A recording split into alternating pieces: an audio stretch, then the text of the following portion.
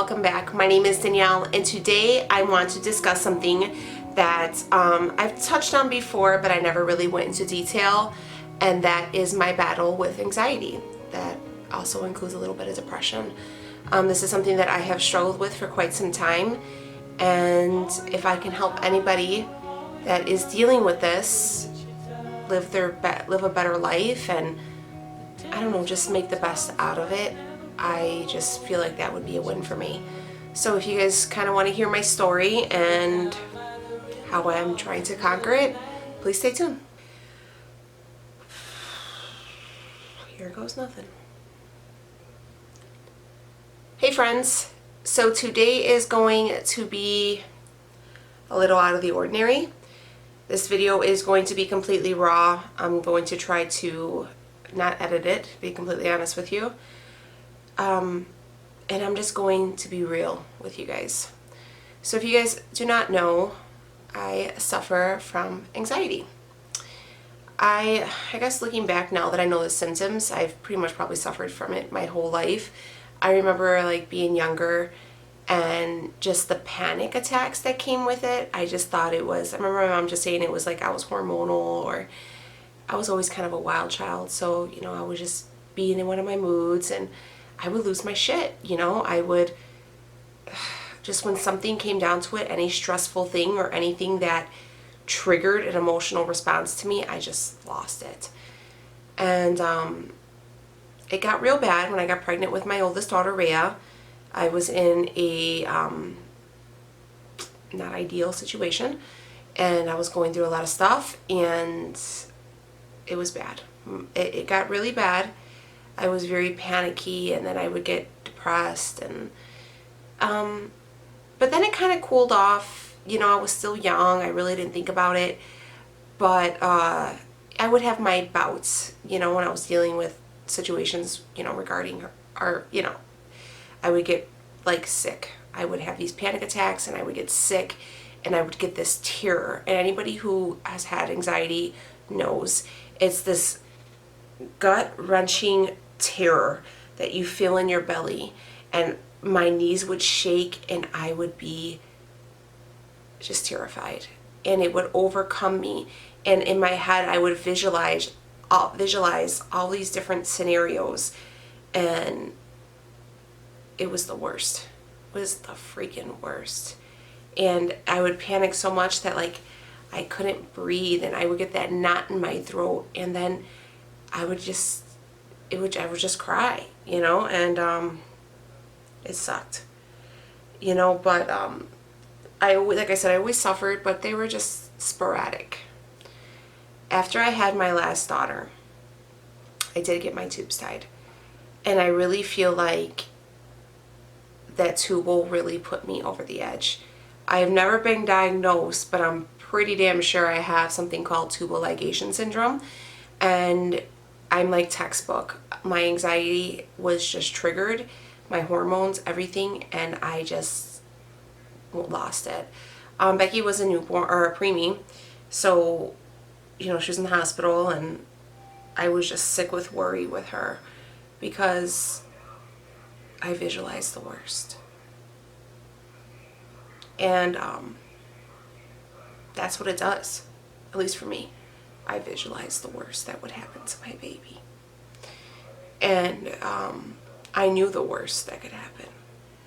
And I would be up just sick all night about what would happen to her. And then I got her home. And then I was sick about SIDS. I mean, I was just sick about everything. I thought it was just postpartum, and, you know, everybody gets the baby blues. If you didn't know, I am in healthcare, and at this time I was working for a rather large hospital, and people come from all over the world to use this facility, and they see the worst of the worst. So imagine me being this mess and then seeing all these terribly sick people all the time. So it was just bad, and I became obsessive about getting whatever these people had, and my kids getting it. And I would overthink, and I would just, if the kids had a cold, I mean, my babies were, I mean, this is all my kids, Leo, I would check them in the middle of the night to make sure they were breathing, because I was just so afraid of them dying. I mean, who does that? Who checks on their husband and their, I think Rhea was maybe 10 at this time, because I was so afraid to lose them. And then I would feel so guilty that I thought these things that I would get depressed.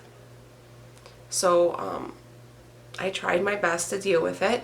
I started working out, because people say, you know, obviously happy people and all this stuff with working out, endorphins. I thought maybe it was just me being down on myself for being overweight, and I tried that, and it didn't work. And I would say about a year and a half ago, it just came to a head, and I lost my goddamn mind. So I was working at that big hospital, and I hated it. Healthcare was never my number one choice of career. Healthcare was what you had to do. You know, you didn't have to work full, 40 hours a week. You were able to be home. You know, I was a single mom, and I made good money, and I was able to stay at home with my kid most times of the weekend. Worked. So working at this big hospital, and I am seeing people die. People who are my age, people who are younger. I'm watching moms let their 18-year-old daughter die. You know, 18-year-olds with esophageal cancer. Like, there's these crazy illnesses that you won't see, but because I was at this big facility and people came from all around, I seen the worst of the worst. I seen the 32-year-old mother with breast cancer. I seen the 29-year-old with recurring leukemia. I seen, bilateral lung transplants and heart transplants and failed, and everything. I seen it. And I watched them. And being what I do, I'm the one who comes and takes the machine off of them. I'm the one who watches them say goodbye. And I try like hell to hurry up and just get out of there. Because what do you say? I'm sorry. And I would just have these anxiety attacks right before I went to work, and I was sick the night before, and because I knew what I was going to see, and then I would look up these things, and it just made it worse. So I started doing a lot of research, and they started looking up natural remedies. To lay off caffeine, I did. To exercise more, I did. Talk to a therapist, I did. Natural supplements. There's something called 5-HTP, and it's supposed to promote positive mood and calmness. I was popping those like Tic Tacs. They weren't working. At one point, my panic was so bad, I thought I was having a heart attack, because my chest, I would panic so hard, and for so long I was having chest pain. And then I was obsessed with breast cancer, because I was afraid to get it. And I would constantly check. I called my doctor requesting mammograms. I went to his office, he did ultrasounds, and he's like, Danielle, there's nothing there. And I would tell him, but so many women my age are getting it. And he just kept saying, Danielle, you're fine. Danielle, you need to talk to somebody. Danielle, I think you need to think about meds. And I was like, no. What will my family think? What would people think about me being on medication? They're going to think I didn't want to be that lady that was on freaking Xanax, all zoned out, and a space cadet, and, not being there for my kids because I was a pill popping, mom. I didn't want to be that person. I just thought in my head, teach me how to ignore it. How do I ignore this to make it go away? And I couldn't. So I was at work, and I had a patient who was very sick with an autoimmune disorder, and a doctor didn't listen to me and exposed me. So, I mean, didn't really expose, just exposed all of us. He was just sloppy, and I mean, I didn't get splashed with like any blood or anything like that, but he just was so negligent about everything and just got it all over the bed and shit, and freaking, I went into the bathroom and I curled up in a ball and I lost it. I cried and I couldn't breathe, and my best friend was at work and I called her down and she had to help me because I couldn't do it anymore. And I was driving home from work and I called my mom and I said, Mom, I'm going to the hospital because I think I'm dying. Something's wrong with my heart. I can't breathe. I can't do this anymore. And my mom called me down and she said, you need to make an appointment with the doctor. So I go to the doctor. I get in. She got me in like rather quickly. I took time off of work, which I got in trouble for, but whatever. Took some time off of work and got to the doctor. It was right before Christmas. And I kind of told her what was going on. She, basically said, this isn't a way to live. You have to enjoy life. You know, you're young, and, you know, you can't be the best mom, wife, friend, person if you're living like this. Because I wasn't living, I was terrified. So she prescribed me something called Lexapro. It was a very small dose. I think I was on like 10 milligrams. And I think you can go max is like 30 or 40. And she's like, yeah, go ahead and give it a try. Okay. First couple days I couldn't sleep because it like gave me so much energy, and I was like, oh, this is great. And then I wasn't hungry, and I was like, this is even better. And then I was on it for a little bit, and it kind of like, I kind of got a little bit better, but a few months into it, it was worse. I was getting like the chest pains again, and I was just like, this is no good. So I had to call her again and told her, I said, you got to get me off this stuff. It came back and it's even stronger. And I was scared because I was like, this is it. I was doing so much better, and this medicine isn't working, and nothing's going to work. This is my life now. I'm going to have to learn to live with this. So she changed me to something called Zoloft. I think I'm on like 50 milligrams. I've been on Zoloft ever since, and I'm okay. Am I cured? No. I'll never be cured. But for the most part, I'm okay. My initial reaction isn't to panic.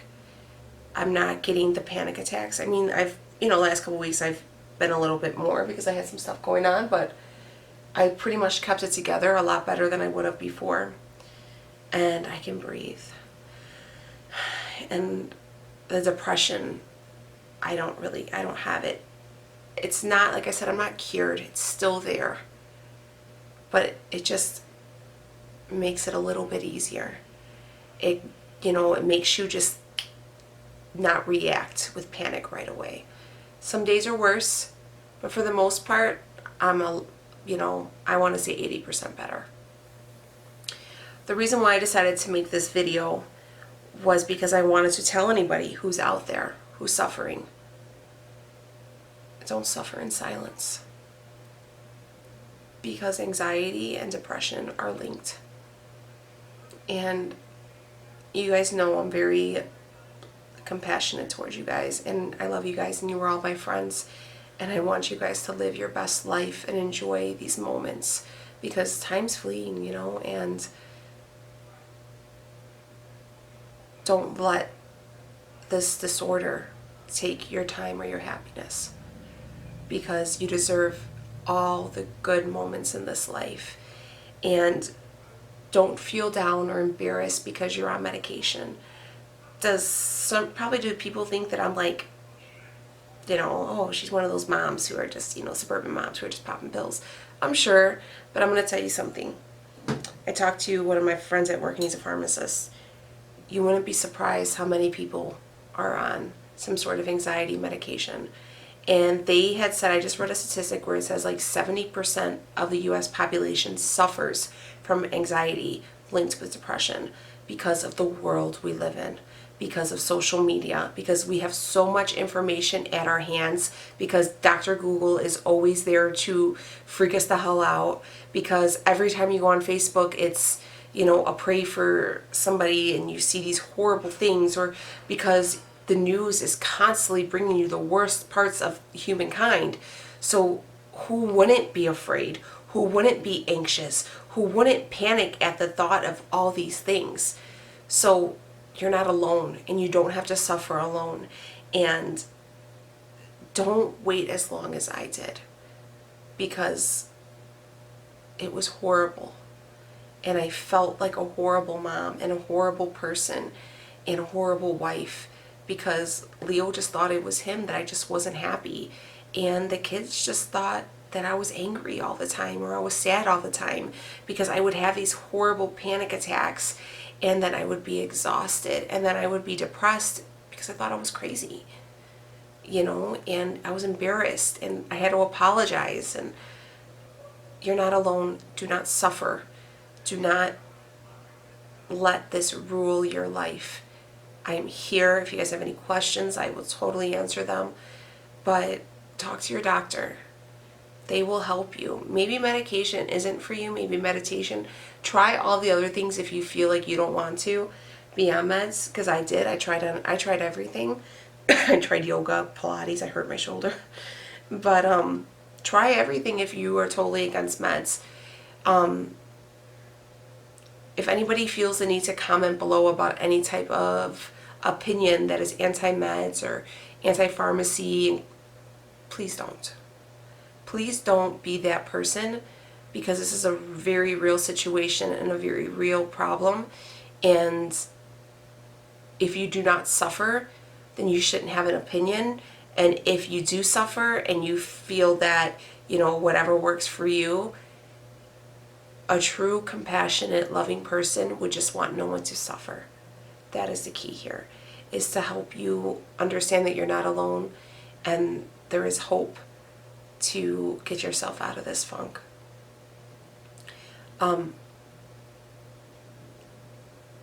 I just hope this doesn't reflect badly on me, because I'm openly admitting the situation. But I always try to keep it real and honest with you guys, and I'm as transparent as I'm not going to fake who I am. I'm not going to pretend to be, you know, this person behind the camera and be somebody else in real life. I am who I am. But I love you guys, and I'm here for you, and I hope this, you know, gives you the strength maybe to see that there's a plan B. But alright guys, I'm going to wrap this video up, and I will see you on the next one. Thank you guys for just being my friends. Alright guys, I will see you later.